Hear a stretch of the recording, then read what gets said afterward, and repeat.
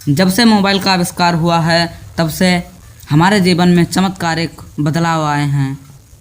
आज के समय में मोबाइल उतना ही महत्वपूर्ण हो गया है जितना कि हमारे जीवन में एक मित्र, हमारे जीवन में जितना ज़रूरी एक मित्र होता है उतना ही ज़रूरी आज के समय में मोबाइल का होना हो गया है।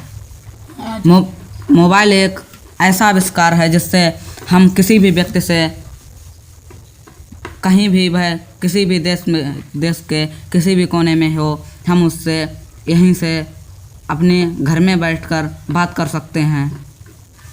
आज हम आपको आपके इस फ़ोन के बारे में कुछ ऐसे दिलचस्प बातें बताएंगे जिनको सुनने के बाद आप दंग रह जाएंगे। तो चलिए वीडियो स्टार्ट करते हैं। फैक्ट नंबर 1, अगर आप अपने फ़ोन को बार बार चेक करते रहते हैं, जेब में से निकालते रहते हैं और देखते रहते हैं तो आप एक तरह की बीमारी, लेकिन इसको बीमारी तो नहीं कह सकते, लेकिन यह एक तरह का विकार होता है जिसे नोमोफोबिया कहा जाता है। अगर आप अपने फ़ोन के बिना नहीं रह पाते हैं तो समझ लीजिए कि आप इस विकार के आदी हो चुके हैं और आपके मस्तिष्क में यह विकार आ चुका है जिसका नाम होता है नोमोफोबिया। फैक्ट नंबर 2, क्या आप इस बात की कल्पना कर सकते हैं कि कोई व्यक्ति मोबाइल की वजह से अपनी जान को बचा सकता है, लेकिन यह संभव हुआ है। एक व्यक्ति मोबाइल चला रहा था, अचानक उसके पास एक भेड़िया आ गया। वह भेड़िया उस पर हमला करने ही वाला था, लेकिन उस व्यक्ति ने कुछ ऐसा किया जिससे भेड़िया खुद ब खुद डरकर वहाँ से भाग गया और उस व्यक्ति ने अपनी जान मोबाइल की मदद से बचा ली। तो आप सोच रहे होंगे कि उसने ऐसा क्या किया होगा। तो उसने अपने मोबाइल में एक तेज़ साउंड वाला एक म्यूजिक बजाया, ऐसा म्यूजिक जिससे भेड़िया डर गया और वह वहाँ से भाग गया। अब बढ़ते हैं फैक्ट नंबर 3 की तरफ। वैसे तो फ़ोन ने हमारे जीवन में कई कार्यों को सरल कर दिया है, लेकिन क्या आप सोच सकते हैं कि एक मछुआरा कैसे मोबाइल की मदद से मछलियों को पकड़ सकता है? शायद आप इसकी कल्पना भी नहीं कर सकते, लेकिन एक मछुआरा मछलियों को पकड़ने के लिए अपने फ़ोन का इस्तेमाल करता था, जिससे वह ज़्यादा से ज़्यादा मात्रा में मछलियों को जल्दी ही पकड़ लेता था। मलेशिया का एक मछुआरा था जो फ़ोन की मदद से मछलियों को पकड़ लेता था। 1996 में मलेशिया के एक शहर में बहुत से फ़ोन चोरी हुए, तो लोगों ने उस मछुआरे पर शक जताया कि हो सकता है यह काम इसने किया हो, लेकिन जब उससे पूछताछ की गई तो उसने ऐसा करने से मना कर दिया और कहा मैंने ये नहीं किया है। लेकिन उससे पूछताछ में पूछा गया कि वह मछलियों को मोबाइल की मदद से कैसे पकड़ता है, तो उसने बताया कि वह एक ऐसा तेज़ आवाज़ वाला म्यूजिक बजाता है जिससे मछलियाँ खुद ब खुद आकर्षित होकर उसके पास चली आती हैं और वह जाल डालकर उनको फंसा लेता है और ज़्यादा मात्रा में मछलियों को पकड़ लेता है। तो वह मछुआरा तेज़ आवाज़ वाला म्यूजिक बजाकर उन मछलियों को पकड़ लेता था और अपनी आमदनी को बढ़ाता था। फैक्ट नंबर 3, जापान में अधिकतर फ़ोन वाटरप्रूफ होते हैं, लेकिन इसका कारण क्या है? इसका भी एक कारण है, क्योंकि वहाँ के लोग हर समय मोबाइल का इस्तेमाल करते रहते हैं, यहाँ तक कि बाथरूम में भी।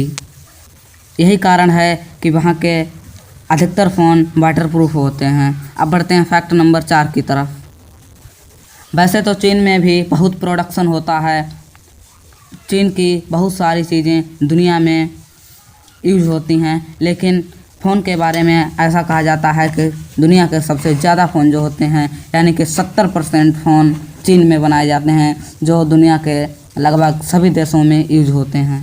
फैक्ट नंबर 5, वैसे तो आजकल कई मोबाइल कंपनियां हो गई हैं, जैसे Oppo, Vivo, Apple, one plus और कई कंपनियां हैं, लेकिन आपके पास कौन सा फ़ोन है हमें कमेंट में ज़रूर बताइएगा।